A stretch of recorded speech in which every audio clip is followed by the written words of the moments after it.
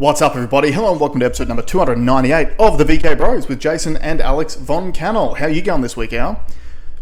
I'm kind of back at it a bit. The car, we had a much better auction on Wednesday than we did the week before. Still only cheapies selling. Seems like dual cab turbo diesel utes are dead in the water. And that was on Wednesday. It'll be interesting to see how much more dead they are after Thursday. Yeah, we'll get to it. I want to bring up what we were talking about before. Jason's just he's just finished watching the Big Les show. Yeah. And I've mentioned it on this show before about how good it was. And Jason's got this great thing about him where you'll tell him something's really, really good and he'll be like, yeah, I'll do it. And you can see in his face, he has zero intention of ever doing it. I'm not really prone to peer pressure, put it that way. Yeah. But even if it's good for me. Well, what's the verdict, Jason? So Jason's watched season 1 and 2. No, 1, 2, 3, and 4. Okay, 1, 2, 3, and 4. It was epic. So for those of you out there who have not seen the show, don't know what the show is about, there is a lot of swearing, so don't watch it with your kids. It starts out a little bit slow, as most shows do, because you have to establish who the characters are and what the storyline's going to be. But honestly, I got like maybe 1 or 2 episodes in and I couldn't put it down. And I've actually binged watched all 4 seasons this week. It's so good. It's literally genius. Yeah. And I said it's I talk with my best mate all the time about, whenever we talk about movies, one of the things that really frustrates me is just that they don't write them properly. Yeah, They don't put a lot of effort into writing it, so they try to bamboozle you with special effects or little action scenes and things like that. Whereas what you want is character development. Yeah. You want to feel for these characters. You want great connection between them, and you want to be able to have. So you want to see the connection between the characters themselves, but you want to connect with them on an emotional level as well. Yep. And I think this gives you that. You feel like you're around the campfire with these guys, having a conversation with these guys. It's so real, even though it's drawn on Microsoft Paint with the trackpad. It's very poorly animated, but that kind of adds to just how genius it adds to the this charm. guy. Yeah. Yeah, I highly, highly, highly recommend. If you do feel like this happens to me from time to time, and to be honest, I reckon it probably happened over the last week or so. I've been really fatigued, and I think that part of that has been that there is so much negativity going on in the world at the moment, and I absorb a lot of it because obviously part of this show is we do the research so you don't have to. So the stuff that we speak about on the show is a fraction of the stuff that I actually absorb every single week in the lead up to each recording. And it does drain on you sometimes. It can get to you. And then when you've got other stuff happening in the meantime, so like it's school holidays at the moment, so we've been pretty flat out with kids and not really having much downtime. I've had a couple of personal things going on in the background too, like ute issues, mower issues, but just basic sort of frustrating stuff, which can grind on you. And sometimes you just need a little escape. Yeah. And I escaped into the Big Les show, seasons 1 to 4 this week. And if you do want to just, like, especially if you're a real Aussie, if you just want to watch something that it's you start out thinking it's just mindless humor, but the way it develops the story over time, it's just, honestly, I'm so impressed. I'm really impressed. It's genuinely a masterpiece. Yeah.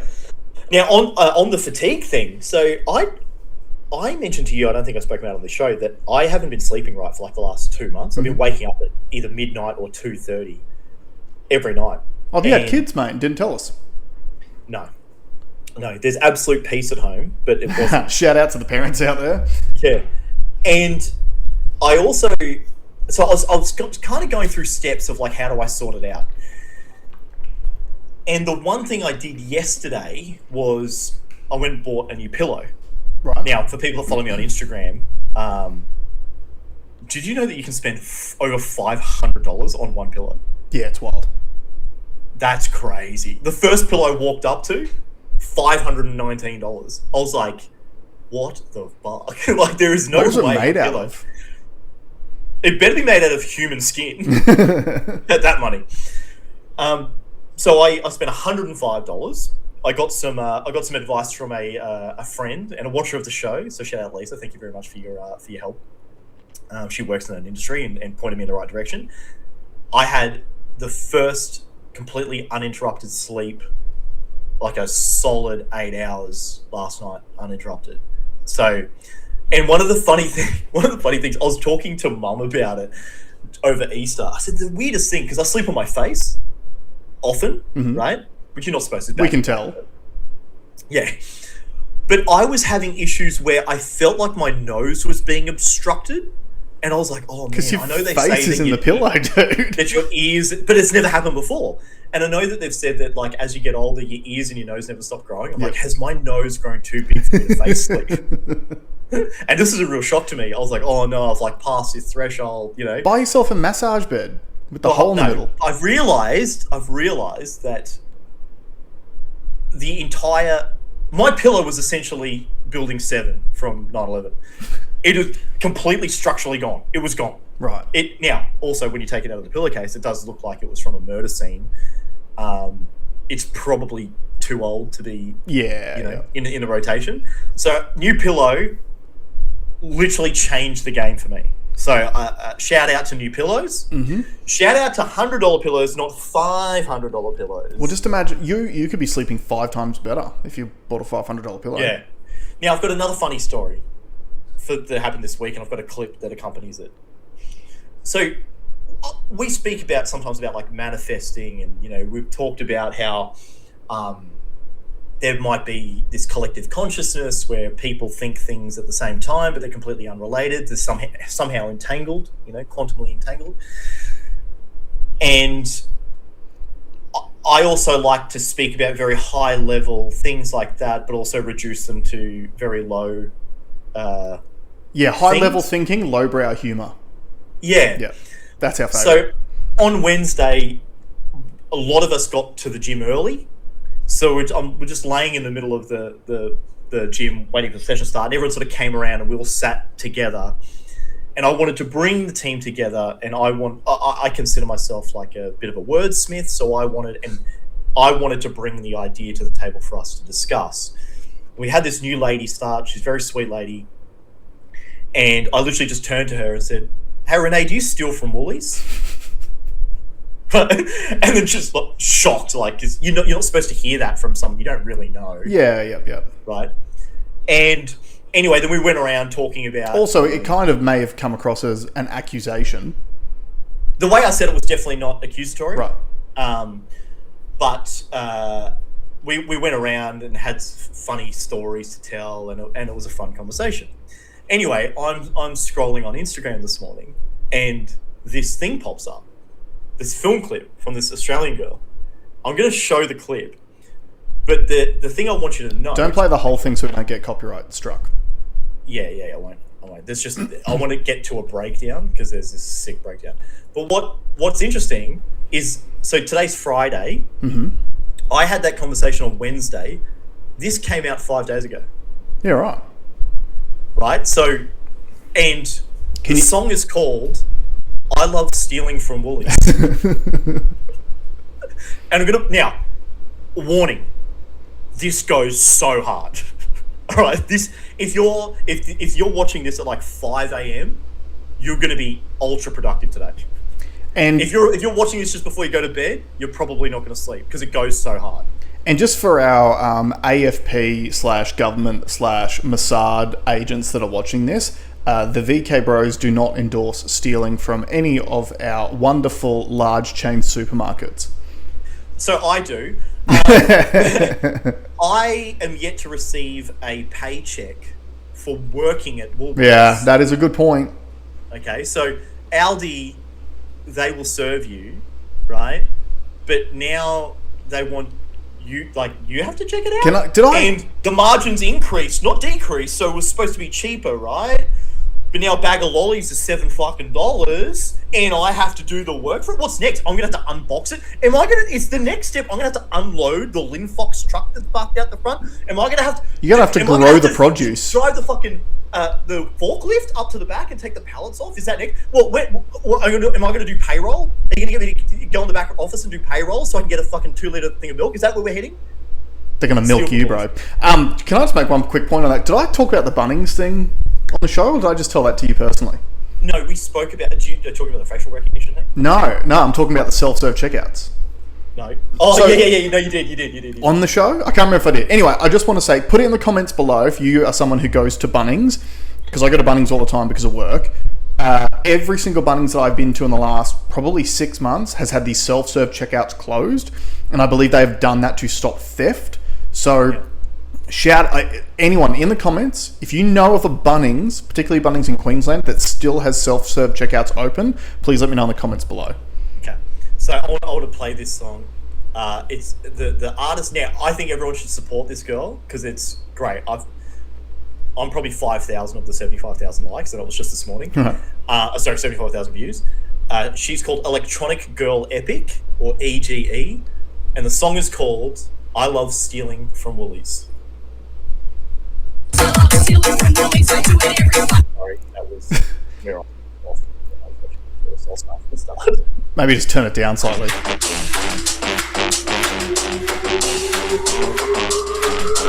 does go very hard. Again, it's still a bit loud. And for people that are just listening, she has made a jumpsuit out of Woolies Enviro bags.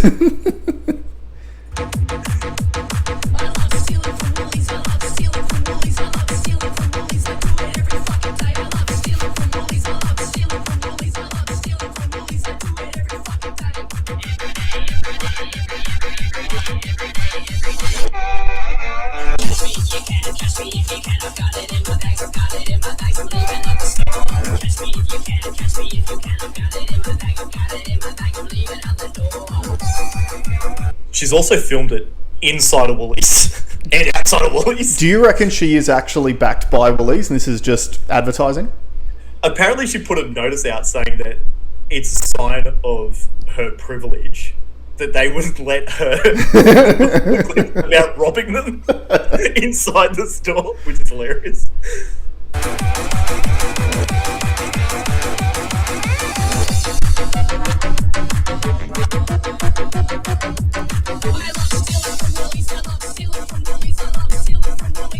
Alright, I think we get the point.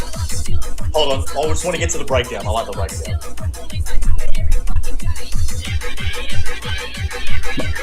Nice that she got Skrillex into the clip with her. Yeah.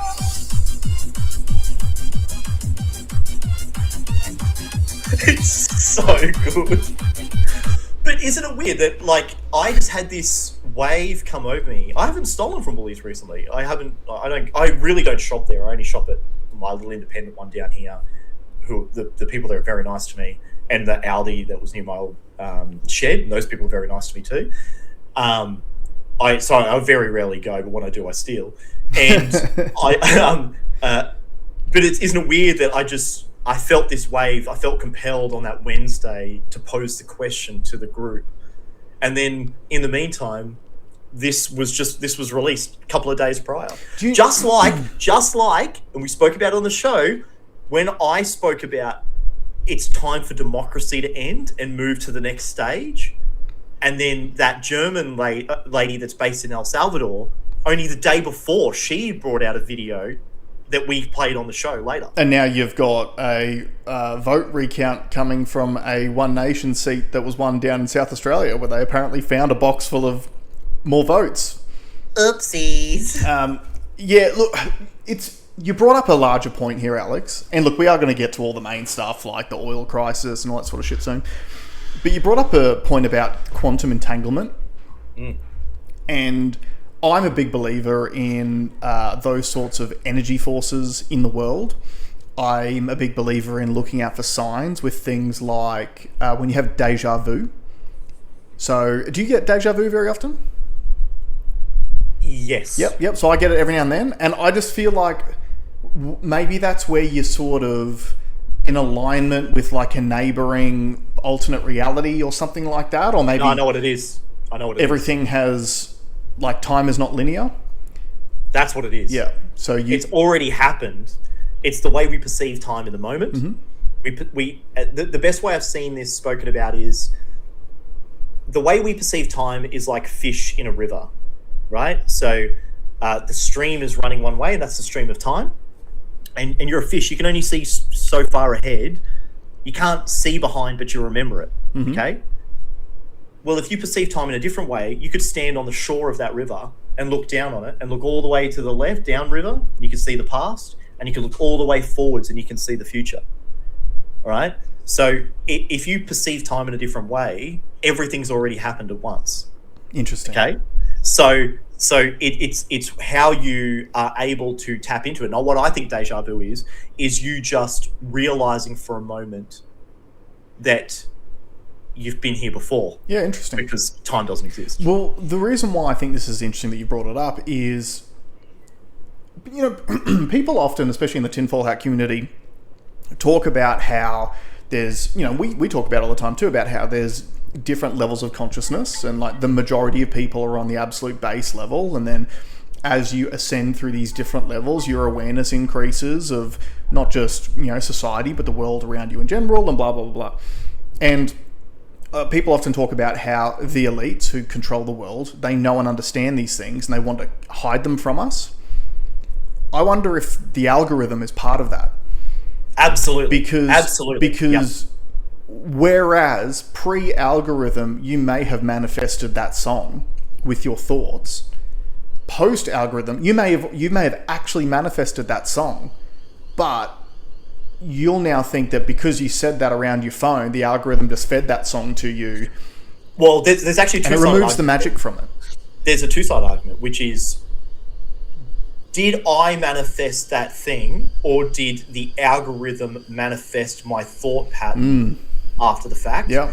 So there is that argument. I can give you another sort of data point which makes me think that consciousness is being hidden from us, which is one of Graham Hancock's theories, which is that governments know how powerful the ascension of your consciousness is, and they don't want you to have it. That's why marijuana is illegal. Yep. That's why psychedelics are illegal. And there is a huge basis of knowledge. Anyone that is researching these things is like, especially for like PTSD for soldiers, rewiring people's brains and essentially fixing traumatic experiences in people's lives, and knowing how valuable that is to people who really need it, but capping it from anyone else. So, for example, do you think if everyone was as connected and actually, let me just tie it to something you started off the show by saying. You said that you have bared the brunt of some heavy news. All right, so something I've been thinking about lately is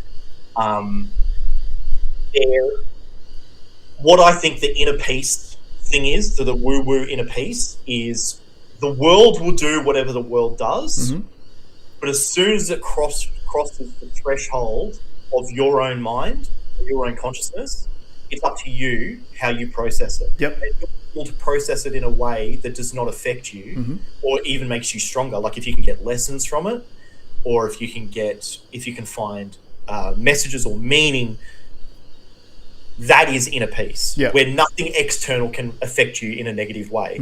And that's a choice. As soon as it comes into your frame, you decide what you do with that information. I think a lot of people, I think what the algorithm's designed to do is to trigger the opposite effect, to make sure that you're unhappy. Because when you are unhappy, you look for scapegoats, you look for enemies, you look for dopamine hits. You become nihilistic, which I think is a huge problem today. And I think it's too powerful a technique for the people in real power not to use. I'll give you another example of it is remember the old, like when you started at primary school, did they still have those old DOS computers? Yeah. So DOS, for those that don't know, like the original iteration before Windows came out, was a black screen with green text. Yep. Okay. Then there was a choice made when Windows was launched. Apple brought out whatever their operating system was at the time. There was a choice made of what color the screen was going to be. What color was the screen? What do they change it to? Yeah. Blue. And why is blue significant? It's a light frequency that messes with your brain, and it mimics the sun. So your circadian rhythm. So if you're looking at blue screens when the sun's down, your brain still thinks it's daytime. Yep. So you don't sleep properly. Okay. Now, that sounds crazy, but the person that told me this was married to Sergey Brin, who made Google. Right. So ultra rich guy. What's her name? She was RFK Jr.'s running mate. I can't remember her name. I know who you're talking about, but I can't remember her name. She mentioned it in a podcast, and you're like, when you think about it, you're like, oh, everyone went blue. Now, a normal person might say, a normie might say, oh, well, that's just to get engagement onto the system. Sure. But there was still a choice that was made that was to our detriment, and no one's really talking about it. Yeah. Okay. So, are there mitigation measures that you can take? Yeah, you should reduce your screen time. We keep saying it here all the time. Touch grass, especially in the world of AI, where you can't trust anything that's around. You need to go and tether yourself to the real world, right? But I really want people to think about this sort of casing that we think our brain is in. Well, our brain is in. We think our consciousness is inside it. Guard it. Use it as a filter to make sure that the inputs you're putting in aren't affecting you in a negative way. I think you should be really cognizant of that. And like you were saying before, like a lot of this stuff makes you sound like a crazy person for even bringing it up, that there is an elite that may want you to be programmed that way for their own personal gain. But this is something that we talk about all the time, and like something I brought up in the show a lot, that I believe that we as a populace have been programmed for decades to ignore what we think about a certain subject and focus on what we feel about a certain subject. Yeah, totally. Right? That's postmodernism. Yeah, and even, like I was going to put a post up about this during the week, but I thought I'll just wait for the show because the show's the best place to talk these out. We talk about a lot of bad news, and there's so much bad news happening at the moment, and it's just thick and fast, right? So like, even just rewind back to like late last year. So late last year, we were on the show warning about how there was really tough economic times coming, particularly in Australia, because we've got productivity issues. The government's lying about the official numbers that they base everything on, so interest rates are going to go up. Remember, that's why I sold my house. And inflation's going to keep going through the roof and all that sort of stuff. We're warning about that stuff. And then literally, like, that seemed bad enough at the time. And then literally since then, you've had like the Iran conflict kickoff. You've had the oil crisis that has come off the back of that. Now this week we've had one of our 2 remaining oil refineries just suddenly catch on fire down in Victoria, and all the flow-on effects that are going to come from that stuff. And it's just one thing after another, after another, after another, after another. And at the same time, I put a post up on Insta yesterday that you sent it to me, about the RBA taking this moment to do a $1.2 billion refurbishment of their office. Taxpayer-funded refurbishment of their office. And when I posted up, I literally said underneath it, you just have to laugh at this point. Yeah. And I actually said that on purpose because I had a lot of our viewers respond to that post, and they were so angry about it, and rightfully so. Sure. But like what you're saying, they're going to keep doing this stuff because they keep getting the reaction they want. They want you to be emotional. They want you to be angry. And then they're going to just take that emotion and they're going to direct it at someone that benefits them. So that emotion and that anger, like I saw a really good example of this during the week as well. So we've covered on the show a few times. David Pocock is one of the most disappointing political figures in our country, in my opinion, because I thought, here's a guy, he came from the ultimate meritocracy that's still left in the world, which is professional sports. Yep. It is the really the only thing left, that you actually have to be good at what you do to get to the top. And he was at the tippy top of the tippy top in that sport. So I thought he's going to bring that into politics. And he's done some really dumb shit since then. But one of the things that he gets right and all the time, and he's harping on it all the time, is talking about how our government essentially allows multinational corporations to extract our gas for free and sell it overseas. And he keeps pushing for this 25% gas tax. And he's been on it for months and months and months and months. And then all of a sudden, you see a news story from, I think it was Channel 7, it might have been put it up. And all it was just a one little picture. It's his face. And all it had was the headline. Former rugby player wants taxpayers to fund a brand new stadium. Yeah. Right? Yeah. So again, you're already angry about all these different things that are happening in the world. And then the system, and again, obviously, you know where this comes from, and I literally posted underneath it, this hit piece was brought to you by the gas lobby. But that's all they have to do. Get you wound up, get you angry, because life is it's already hard, and it's just getting harder because of the decisions that the people in power are making. But they want to wind you up, and then they'll tell you who to direct your anger at. And that's a very powerful tool for the elite. For sure. And I think you said something before that sort of triggered that they want you so angry that and we know that they're talking about these new laws that they want to bring in, these essentially like counter-terrorism laws, but it's really aimed at people saying negative things towards the government. Well, haven't they brought those laws in? I thought they just passed. Maybe, but are you talking about the new powers for ASIO, where they can literally detain you when no crime's been committed? Yeah. And if you tell people about you being detained, you can be put in prison. Yeah. So poke until the snake bites you. Yep. And then bring in an anti-snake bite problem, reaction, solution. Right? Yeah. So I do think now the one. Again, I'm going to keep harping on about it because I really want us to move beyond this gas royalties thing. It is real. Do I agree? Should there be gas royalties? Yes, 100%. Cool.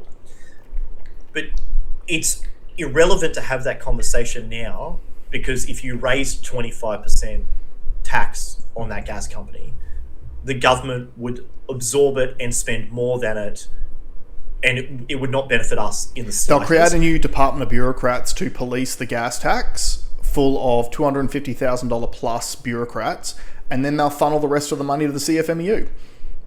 Yeah, 100%. So I want the same amount of energy to go towards reduction of government spending. And it's so funny because when I have teed off about this online, everyone just goes, you just want less nurses and less cops. You're a fucking idiot. Yeah. If you think I mean that, you are an idiot. No, it's not you're an idiot. You've been programmed. Those aren't your ideas. You've been told that that's, like, Alex is the person you should direct your anger at. You've been told that. Yeah, that's true. I'm talking about the whole departments that we've covered on this show before. They get $200 million a year. You don't even know what they do. They don't know what they do.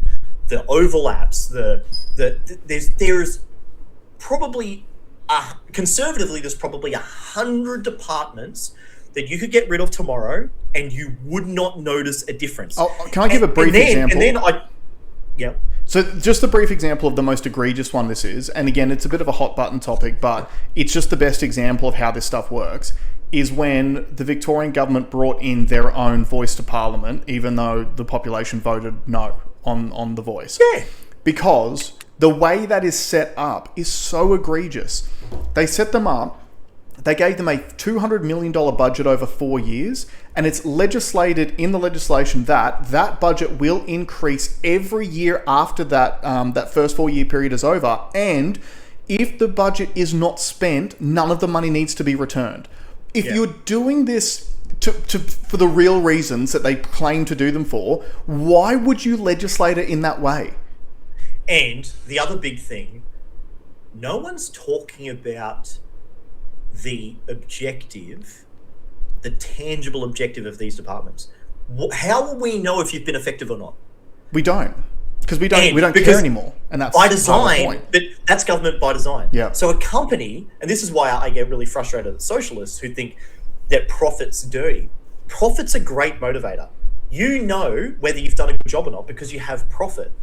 Now, excessive profit leads the ability for someone to come in and create competition Correct. for that product, which drives prices down, okay? And forces society to innovate and do things in new and smart ways. Yep. All right?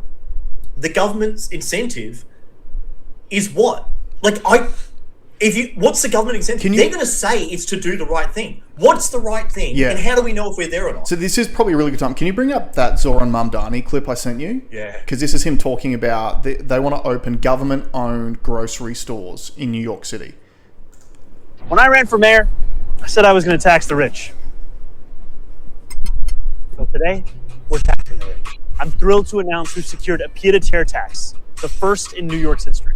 This is an annual fee on luxury properties worth more than $5 million, whose owners do not live full-time in the city.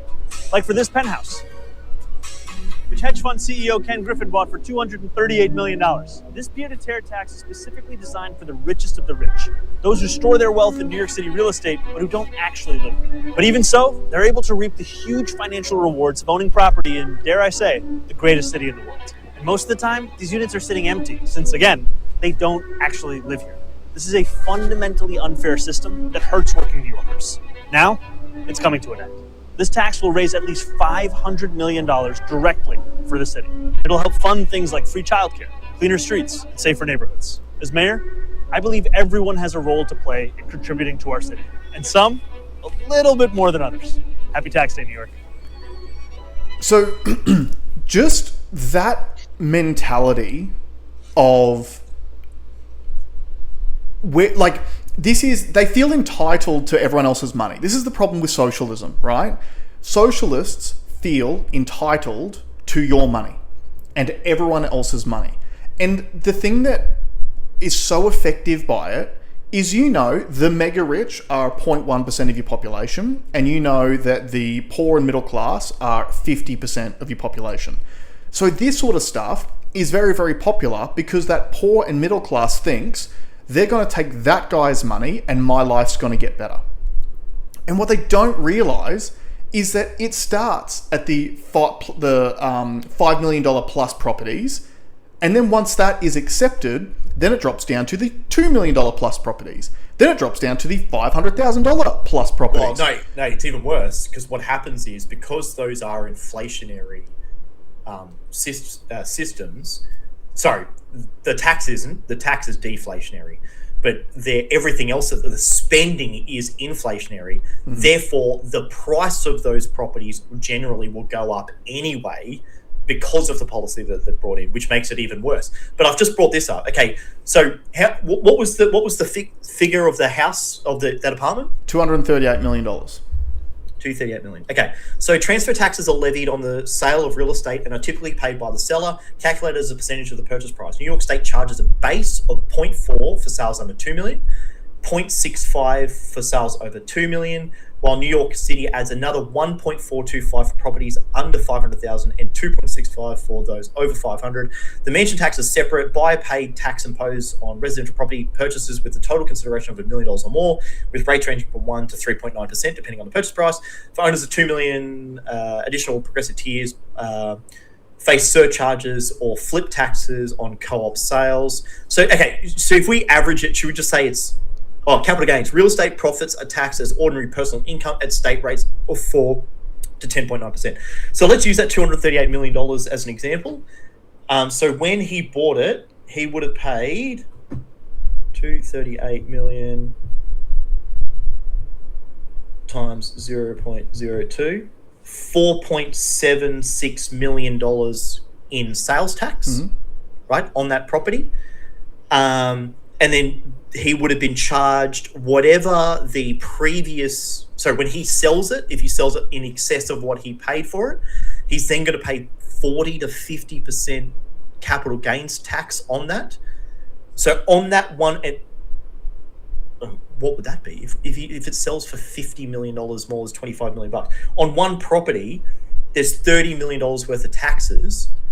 He has to tax every single property to raise 500. Mm-hmm. So what? But if the price goes down, Because then the everyone will sales sell and tax leave. goes down, right? Mm-hmm. And then the percentage of transfer fees goes down. Yep. Or sorry, the percentage stays the same, but the sale, because the sale price goes down, the total revenue goes down. This is so typical. Like Jason said, get the brokies amped up. They don't do any of the sums, so they don't know, right? They just think, oh yeah, tax rich, that's good, that's good. This will make it worse. Yeah. And it always does. It always does. And like, because this happened in Victoria too, I think was it last year or the year before, where they reduced the threshold at which a certain property tax was charged at. Yeah, land tax. Land tax, yeah. And I think the land tax used to be charged at properties over $500,000 or something like that. And then they just reduced it to $50,000. Yeah. Try to find any property that's worth less than $50,000 in Victoria. It doesn't exist. So, but this is my... And what's Melbourne property price done? It's falling. Yeah. Which, again, the brokies will go, yeah, this is a good thing, this is a good thing. But it also means that, like, number one, you scare away all of the wealthy people. So all of the wealthy people leave your state. That's what's happened in California. That's why the majority of these, big tech guys and everything have relocated to Florida, because California taxes businesses at like 50%. Florida's got zero corporate tax, so obviously you're going to go. But again, the way they sell it to you is like these people are evil because they want to hold on to their own wealth that they have created. Yeah. And out of the 500 million, how much is this grocery store costing? $30 million. Yeah. So I saw it. And how much does it cost to build, what they say, a Costco equivalent? So they spoke about Aldi in the article. So he has announced this, government-owned grocery store. It's going to cost them $30 million, and then they want to do multiple ones. Now, Aldi opens stores in New York City for between $1.5 and $3 million. So in other words, at a minimum, it's going to cost the government 10 times more to open a government-run grocery store than it does for an Aldi. And then again, the next step is this. What is the point of a government-owned grocery store? The whole point of it really is to reduce costs for consumers, for citizens, right? That's the selling point. Because it's not supposed to make a profit, right? It's government-run. It's a service. So if there is no profit motive, that means that unlike a Costco, which this video claims where this site is going to be, it's literally right next door to a Costco, Costco has a profit motive. So in other words, Costco only stocks products that sell. Yep. Right? People want. Because the people want them. So Yeah. there is a profit motive to the products that are stocked inside the store. So you get what you want. There is no profit motive in this government-run grocery store. So the government will stock what it wants you to eat, what it wants you to consume and to purchase. You won't have any choice. So when the Soviet Union broke up, they sent a delegate over to America to learn about how capitalist markets work. And they went into a supermarket, and the person had never seen more food and more options in their entire life. Yeah. And they said, how could you possibly know in advance what people want? And they're like, sales data. Like, we monitor the things that people want, and we make money on it, and we realize those are profitable items and those ones aren't profitable. So we remove, no one wants to buy those, so we take those away. And then, but they're like, but we've been organizing that from a head office. Like, yeah, but how does a head office know what a person in Brooklyn wants to buy compared to someone in Albuquerque? Yep. Right? And you can't centralize at that scale. Dude, we experience this in a capitalist business. You and I both worked at a very capitalist business that decided to centralize all decision making to head office and apply it to every single business in the group. Yeah. And it was a fucking nightmare. It doesn't work. Brands are different. Demographics in the areas that you live are different. Buying's trends are different. Like, it just doesn't work. Your sales staff are trained different. Yeah. Your sales management structures are different. So the idea, and this is where like that Bitcoin ethos comes in, is the complete decentralization of trade. Yep. Is no one knows better than the free market. Yeah. Two people interacting consensually amongst each other. Mm-hmm. Right? So this is going to be an epic fail. And like I said, okay, they're not going to make a profit on the fucking loaf of bread they sell. But the taxpayer has paid $30 million for a $3 million thing. Correct. So the taxpayer's already paying overs of what they would pay at a Costco because it's got to come from your taxes instead. It's like the other great example is the Los Angeles spending, what is it? $1.2 million per apartment for the homeless. Oh, for homeless people. Yeah. And it equates. They spend something like $280,000 per homeless person per year. And the homeless numbers per year. Yeah. Like, and the homeless rate's gone up, not down. Yeah. Right. And so, but your brain goes, well, what if I just gave a homeless person $100,000 a year? Mm-hmm. They could go and rent a place. That's a great income. Mm-hmm. Or no, we can't do that. We can't just give people free money. Yeah. No, but you can give this department untold amount of money and not get the desired result. Because the incentive is there to make the problem worse, to increase your budget. Yeah. Okay, now speaking of incentives, there's kind of two big infrastructure things that happened this week. I feel people are really only talking about the local one, which is the Victorian fuel refinery that went up in flames. Mm-hmm. Do we have that? We have I have a thing for something else. So just on what are your thoughts? Okay, so just to give people a bit of background in case they haven't heard of it, which I'm sure they have by now, but Australia has 2 remaining oil refineries. One of them caught on fire in Victoria this week. Now, that particular refinery supplies 50% of Victoria's fuel and 10% of Australia's national stockpile. Obviously, we're already in a fuel crisis, and losing any capacity to produce right now is going to cause more price shocks, which will then flow on through all other products, as we've discussed on the show recently anyway. Look, if you want to, obviously we're putting tinfoil hats on for this one, right? The timing is exceptional. Yeah. Now, my first response to this was, how often do these sorts of fires happen at refineries in Australia? Well, I can tell you. Well, I looked it up. Okay. The last time, because that same refinery had a minor blip late last year, right, which was caused by a software glitch, apparently. Mm-hmm. And look, this is also one of those things too. It's not only the timing that is interesting, it's the location. It is in Victoria, the socialist capital of Australia, Labor's heartland. But I looked it up. When was the last time Australia had a large-scale fire at an oil refinery? It was 2008. It was a long time ago. Also, okay, I know that particular site went up in flames 30 years ago.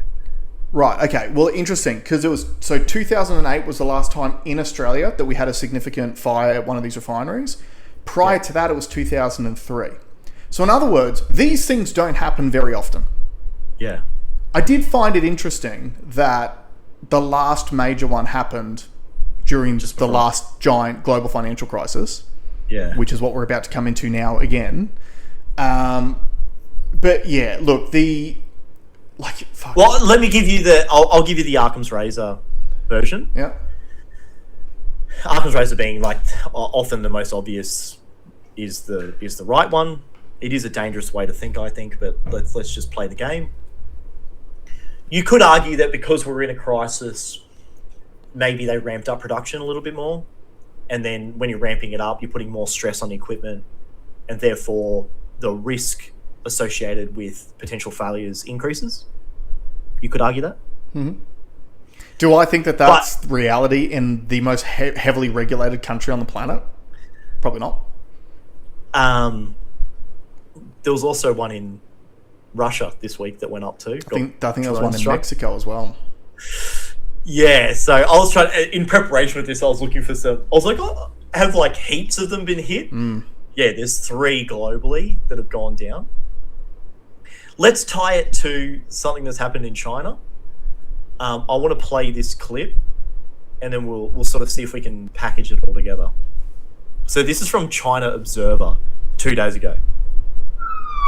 At 2:28 a.m. on April 14th, a major fire broke out at the BYD factory in Longping Road, Shenzhen. Multiple buildings were engulfed in flames, sending fire and thick smoke into the sky. The fire spread quickly, and the affected area was vast. The fire was so intense that it could be seen clearly from several kilometers away. There were consistent explosions heard from the scene, and nearby residents thought there was a war going on. I thought they were setting off fireworks. I thought there was a war. Boom, boom. It sounded like missile explosions. According to reports from Chinese media, the fire occurred at a multi-story parking garage near the factory, not at the production base for the widely discussed blade batteries. The garage was used for storing test vehicles and competitor vehicles, with more than 2,000 vehicles inside.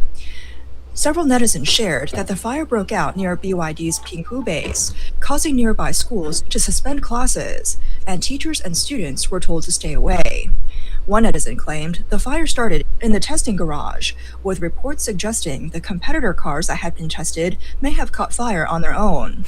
On social media, a well-known influencer pointed out that the fire occurred due to unsafe practices during the demolition of old equipment by an outsourced company. In the videos from the scene, multiple fire trucks could be seen parked on the nearby streets, but no action seemed to be taken. Perhaps, given the intensity of the fire, the firefighters could do little except wait for the blaze to burn itself out. Fire departments reported that by 8 a.m. on the 14th, the open flames had been mostly extinguished. No reports of casualties had been received at that time. By the time of the report... So... later on in the video, it says something interesting, which was that Chinese people they know about this scam as well, about Chinese manufacturing. Mm-hmm. And the comments that were trending on their social media was they can't make money out of these batteries, so they'll get insurance to pay for it. Now, isn't it strange that in the same week we've essentially removed like all the ways in which we get around are up in smoke? Now, what I found interesting about that story too, and actually just looking at that picture, surprisingly their emergency vehicle is a Toyota Kluger in China, which are interesting. Find strange. Probably need something reliable and that isn't battery powered. But the fact that it was where they were testing competitor vehicles. That's so funny. They just sort of gloss over it in the clip, but that's the funniest part of the clip for me. Let me paint you a bit of the picture on how like cars could work. All these modern electric cars are all connected to the internet. So they send data back to the factory. And look, for self-driving, you might want to collate the data so you can help improve the self-driving. You might want some insights on how drivers drive. Or if our immigration minister, Tony Burke, driving to a secret meeting last year, like we covered on the show, in a Chinese electric vehicle. Hey, BYD, take me to Area 51, please. Yeah. Take me to super secret government facility 1, please. Yeah. Batteries have a lot of thermal management issues. Like one of the biggest tricks about getting the right range out of lithium batteries is to keep them in a particular zone. So if it's too cold, they don't work. If it's too hot, they don't work. So there's a lot of thermal management done by the vehicles themselves, which means remotely someone could fuck with the thermal management of these guys. So imagine, like, this could be, and I'm not saying that this is the case, but there is a world where Elon Musk could have recognized that one of his Teslas was parked in the BYD storage shed, and he could just go click and just take away any of the heating, heat the battery up to the point where it fails and catches fire. And like I've said on the show before, lithium fires don't go out. Yep. They just burn. You can't stop them. They burn so hot, and each individual cell is essentially like another piece of C4 that's going to blow up, blow up, blow up, blow up, blow up. And you just have to let it burn out. is this industrial espionage? No, commercial espionage. Look, you can't rule it out. But you also can't ignore the much wider story around this, which is if every single car becomes electrified, then you do have that capability of essentially fucking with the battery via the internet. You've now got a global terrorist device network because you can also remotely control it. Like there's Waymos in America that they're driverless. You could literally send a Waymo to a big sporting event or something like that, park it in the car park underneath and blow it up. So I've just checked, apparently the facility that creates the batteries, which originally that's what was reported, right? Apparently that was unaffected. This is just a multi-story car park that went up. But it could, like you said, it could literally be Elon Musk going, I know that BYD is currently trying to rip all the secrets out of a Tesla. I'm not letting them have the information. Self-destruct. Yeah. It's like every spy movie that you grew up with in the 80s and 90s. Like, this message will self-destruct. It's the same thing. Yeah. I want to bring up something. I should have looked up this before. Probably not going to really be able to find it quickly. Well, while you're searching. No. I just want to say, one of the things which has been most staggering to me since this oil refinery went up in Australia is the press conferences that Chris Bowen has been holding. He has got to have the worst body language of any political leader, I think, ever. Yeah. He could barely contain his smile when he was talking about this. It's so awkward. It's so awkward. And like Alex and I, we are salespeople by nature. Reading body language is a big part of it. Deconstructing language is a big part of what we do. And even like one of the clips that was posted up, I think was by Sunrise, because Natalie Barr was interviewing Chris Bowen on Sunrise. Natalie Barr deep down is one of us, but she's stuck in that system, getting paid very, very, very, very highly. I think she has seen what Karl Stefanovic's done, and she's starting her exit plan. I'm going to start making fans now.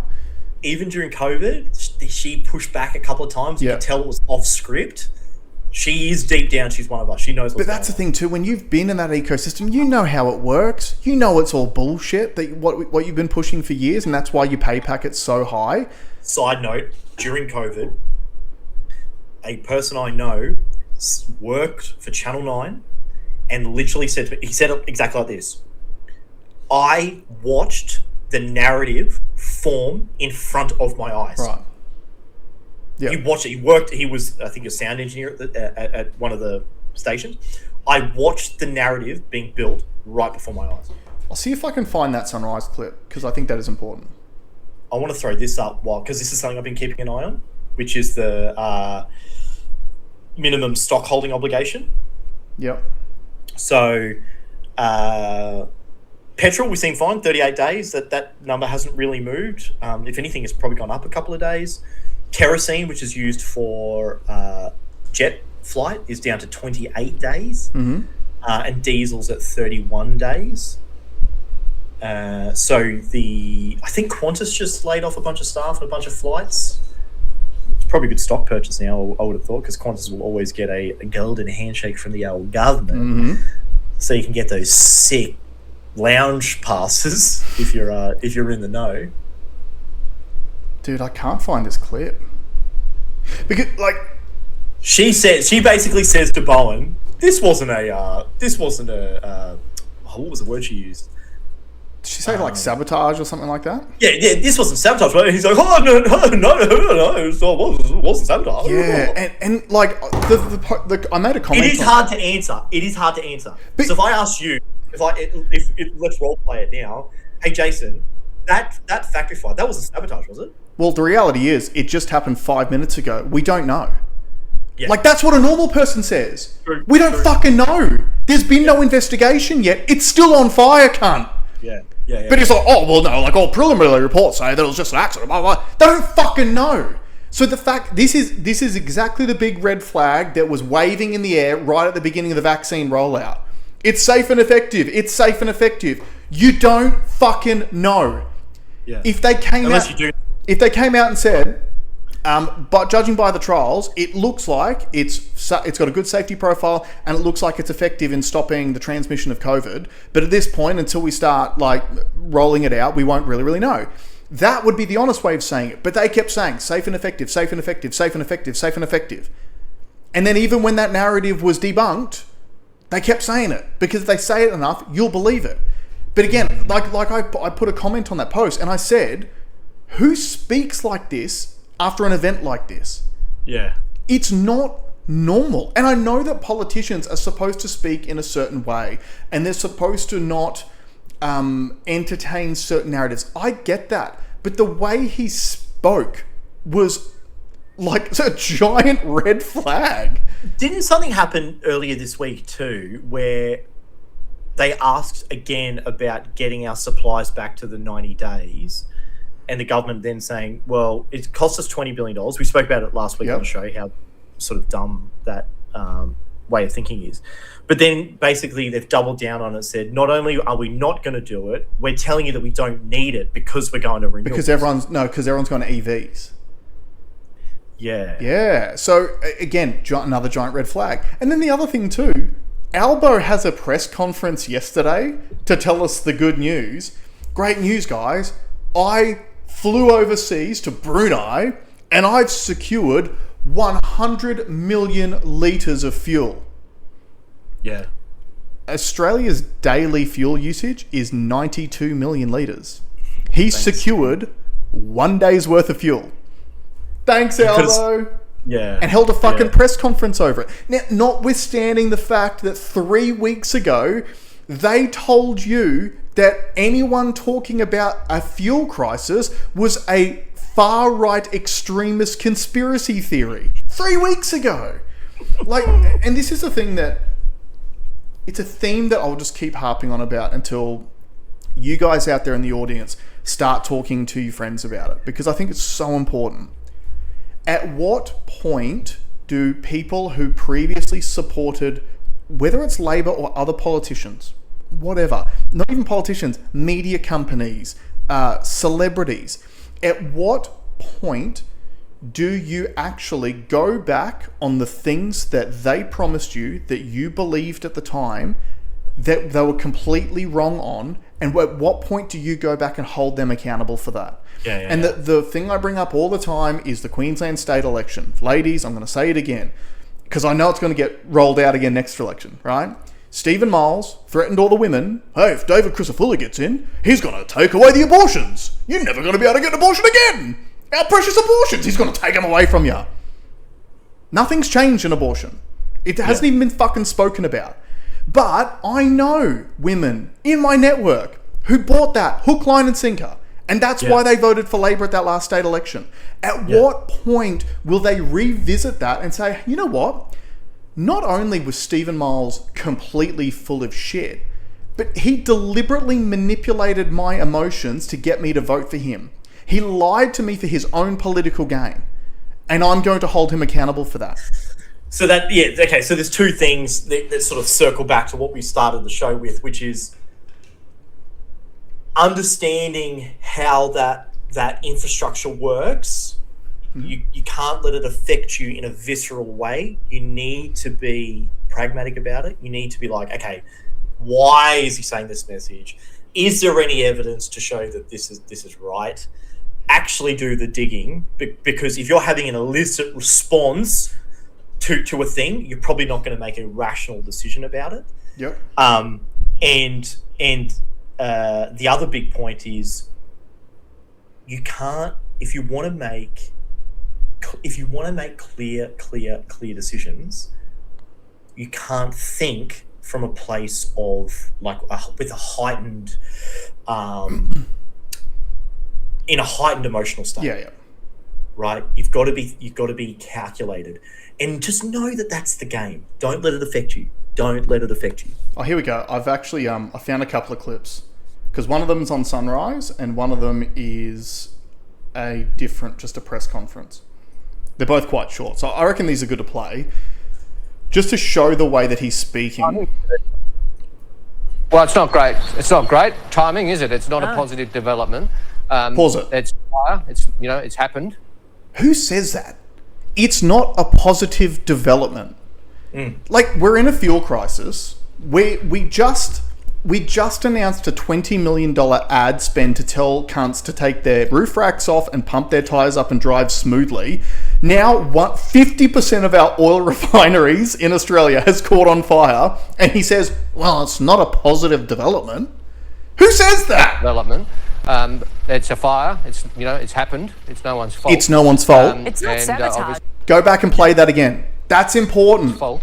It's not sabotage, obviously is we'll it? work very closely. Do you know how it happened? Look, there'll be an investigation. But at this point, no suspicious circumstances. All appears to be accidental.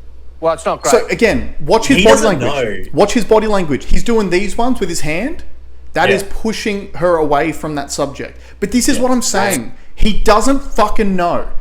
There has been no investigation. At this point, the place was still on fire.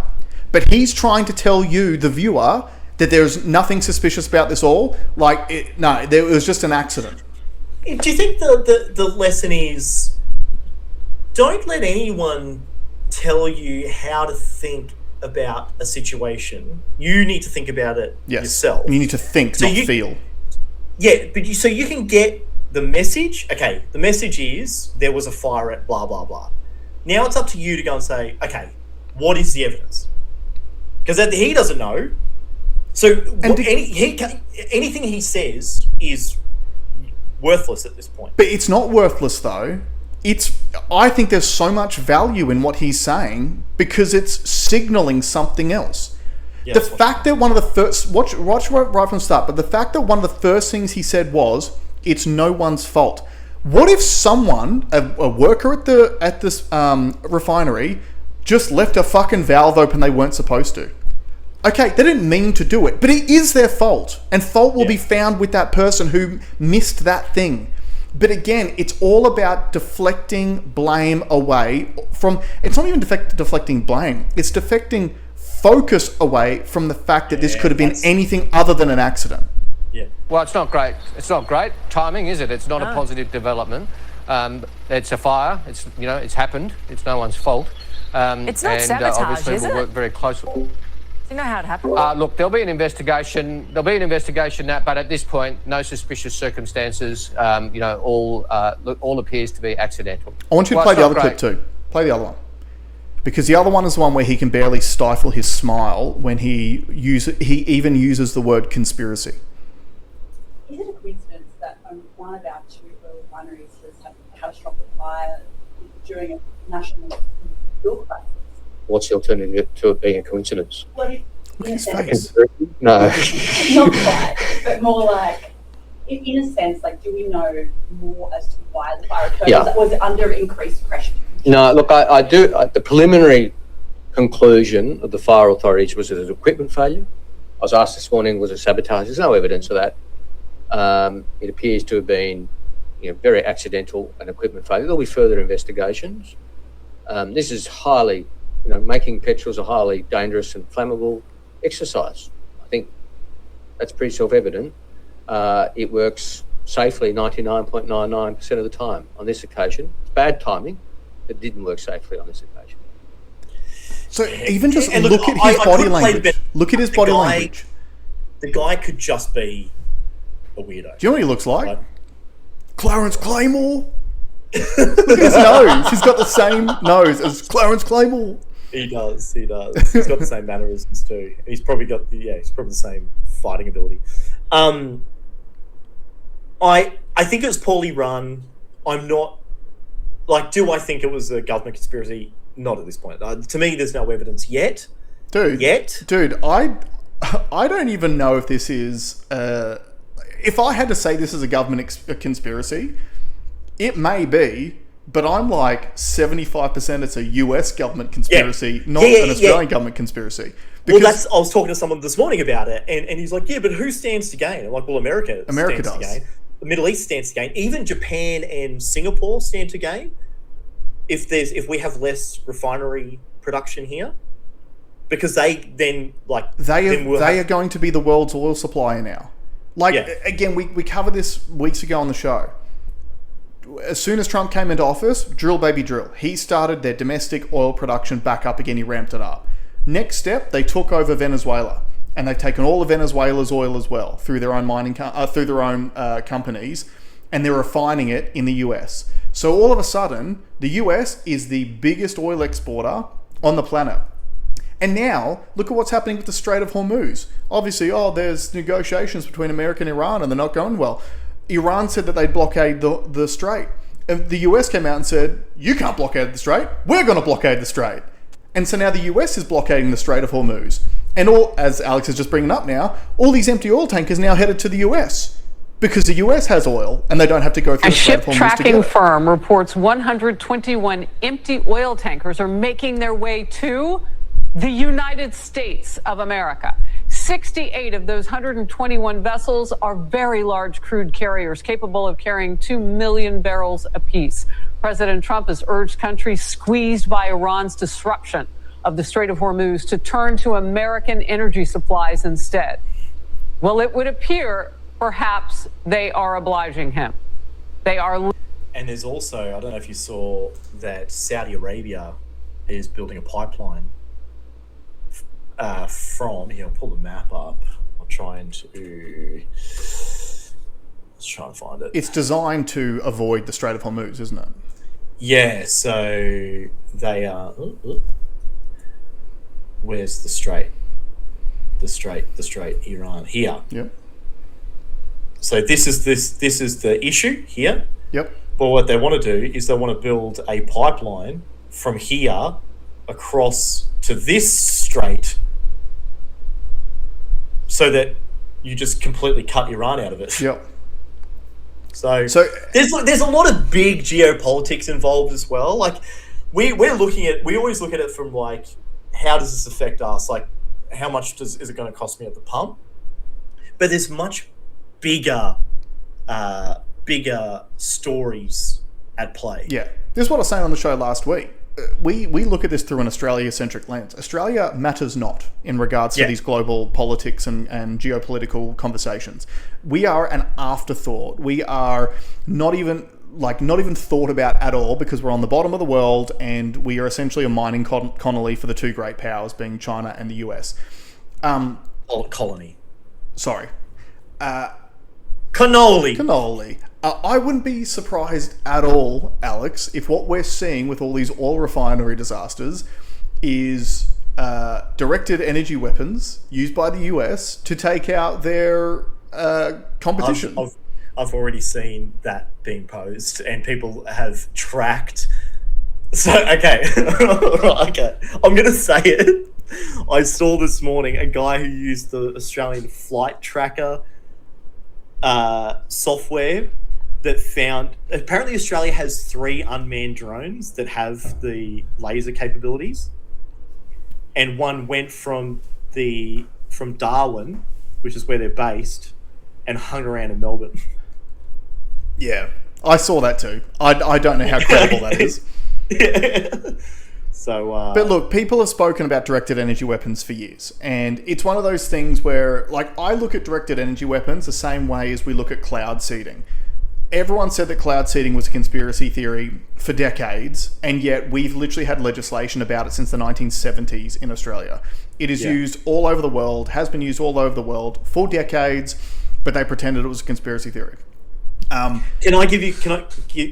we just like pivot just off something negative and a more funny story? We can. And then we can finish? Yep. Did you hear about Allbirds? Allbirds? Allbirds, the shoe brand? Oh, yeah. Rebranding as an AI company.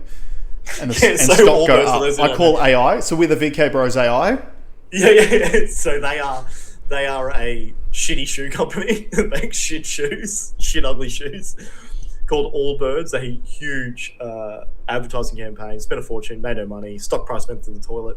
So they rebranded it. They're pivoting from making shit shoes to an AI infrastructure play, and their stock went up 500%. If you bought that, You're an idiot. Yeah. But I do want to finish on that note.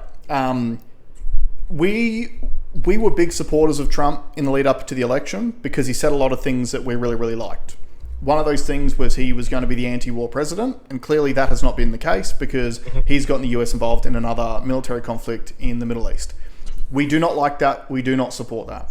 Yep. I do, however, support a lot of the cultural stuff that the US has changed, like the trans issue is almost a non-thing over there now, and that's flowing down to Australia as well, which will only benefit Australian children in the long run. Yeah, the MAHA, Make America Healthy Again. Yep, that's a really, really important thing too. And the thing that I need people to understand is we pretend that we live in this moral world because we're parts of democracy and blah, blah, blah. It's all wank. It's all bullshit. There are no such thing as rights in the world. The only rights that anyone has are ideas that are enforceable by force. That's the way it always has been. It's the way it always will be. Yeah. We had been speaking under the Biden administration, for example.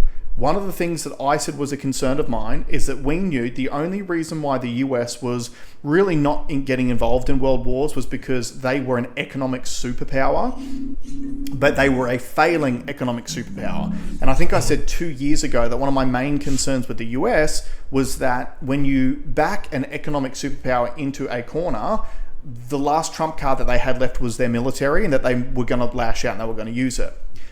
I think what you are seeing now, and again, you don't have to like this, but this is just the way I see it. I think what you are seeing now under Donald Trump is the re-establishment of America as the unipolar leader of planet Earth. Yeah. We were going towards a multipolar Earth where you were having the great powers of the US, Russia, China, and the European Union kind of all squabbling over these different little power imbalances and power structures and blah, blah, blah, blah, blah. I think the US has woken up and they've gone, no, we're the fucking big dog and we're going to do whatever we need to do to ensure that we are the big dogs moving forward into the future. And I totally agree. I think arguably the only reason why Europe was even in the picture at all was because of American funding, as it turns out, right? So now Trump's pulled the funding out of all of them. Now they've got nothing. They are a toothless tiger. China, and this is this fact that people forget, America is important because of its consumption. Yep. It consumes 3 times more than the next 2 superpowers combined. Yep.